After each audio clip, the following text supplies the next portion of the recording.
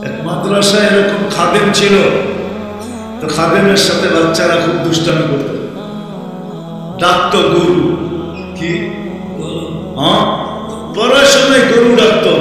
তো ও ছিল একটু সাদা সিধা, সাদা সাদা সিধা বোঝেন, সরল ছিল, সরল সহজ সরল, একটু হাবলা টাইপের, তো বেশি মাথায় নিত না। আবার দেখবেন হাবলা মানুষ চেতলে কিন্তু খবর আছে, ঠিক না? একদিন বৃষ্টি হইতেছিল প্রচন্ড, এর দায়িত্ব ছিল ছেলেদেরকে খানা পরিবেশন করা।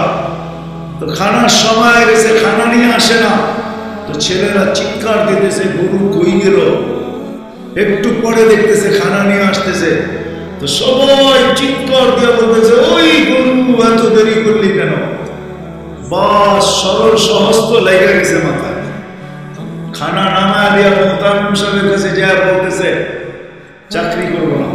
কেন? বাড়ি মাদ্রাসায় যেটি পালেন সব দেয়, সবসময় গরু বলে শুয়ে গেছি, আজকেও গরু বলতেছে ভিজা ভিজা খানা নিয়ে গেলাম। তো মোহতারাম সাহেব বুঝছে যে সরল সহজ মানুষ চেতলে তো এরকমই চেতে গেছে গা সেটা বাড়ি।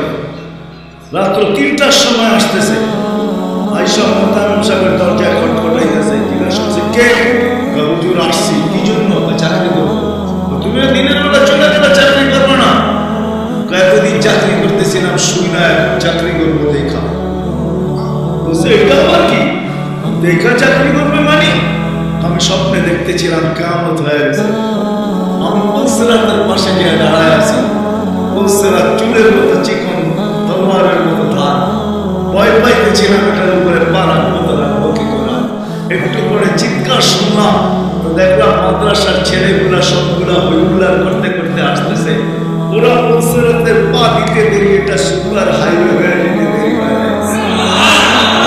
সবগুলা উঠা পার হইতেছে, একটা পিছন থেকে আমাকে দেখা ফেলছে আর চিৎকার দিয়ে বলছে ওই